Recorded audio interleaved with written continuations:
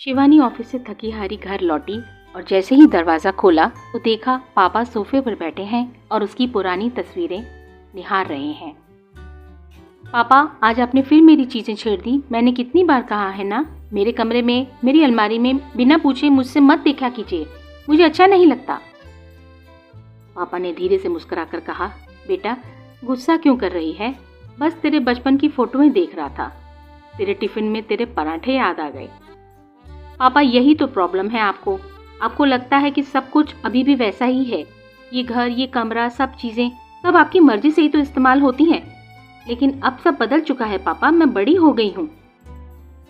यह सुनकर पापा खामोश हो गए, बस मुस्कुराकर सिर हिला दिया और अपने कमरे में चले गए। रात को शिवानी पानी लेने गई तो देखा पापा के कमरे की बत्ती जल रही थी।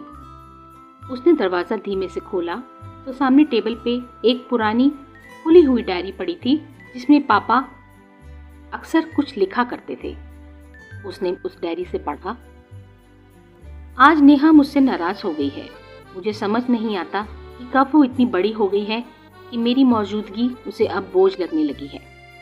जब वह छोटी थी तो हर वक्त कहती थी, पापा मेरे पास बैठो, मुझे डर लग रहा है। और आज जब मैं उसके पास बैठा हूँ तो उसे गुस्सा आ रहा है। शायद अब मैं उसकी प्राइवेसी में दखल हूँ, पर सच कहूँ तो मैं तो बस उससे देखना ही चाहता था ताकि यकीन हो जाए कि मेरी बिटिया खुश है और सुरक्षित है।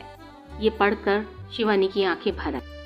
उसने पन्ने उल्टे पलटे और हर पन्ने पर उसकी यादें थी।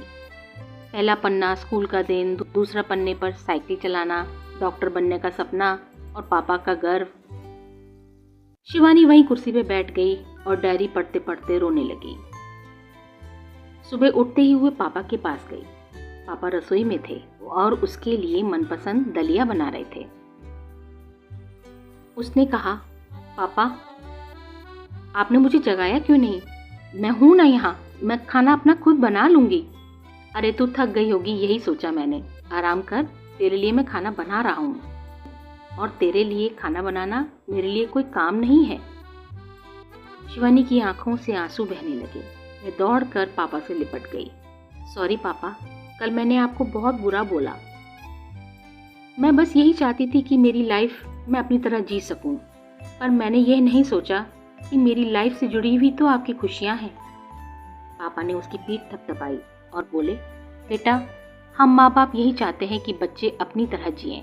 बस कभी कभी हमें भी ऐसा लगता है कि हम भी उनकी ज़िंदगी का हिस्सा बना रहें। हम तुम्हारे लिए कोई बोझ तो नहीं है, हम तो बस तुम्हारा सहारा बनना चाहते हैं। शिवानी ने अपनी आंखें पोंछी और कहा, पापा अब से आपको मेरी प्राइवेसी का डर नहीं होगा। मेरे कमरे में आने के लिए आपको नॉक करने की ज़रूरत नहीं। बस एक वादा कीजिए, अपनी डायरी छुपा कर रखिएगा, वो पढ़कर मैं रोने लग जाती हूँ। पापा जोर जोर से हंसने लगे। ठीक है बेटा, पर एक बात याद रखना, जब तू बड़ी हो रही थी मैं हर वक्त तेरी उंगली पकड़कर तुझे चलाया करता था, और अब जब मैं बूढ़ा हो रहा हूँ तो बस इतना चाहूँगा कि तू मेरा हाथ थाम ले। शिवानी ने उनके हाथ कसकर थाम लिए और इस बार उसने तय कर लिया कि अब वह पापा को कभी भी अकेला महसूस नहीं होने देगी।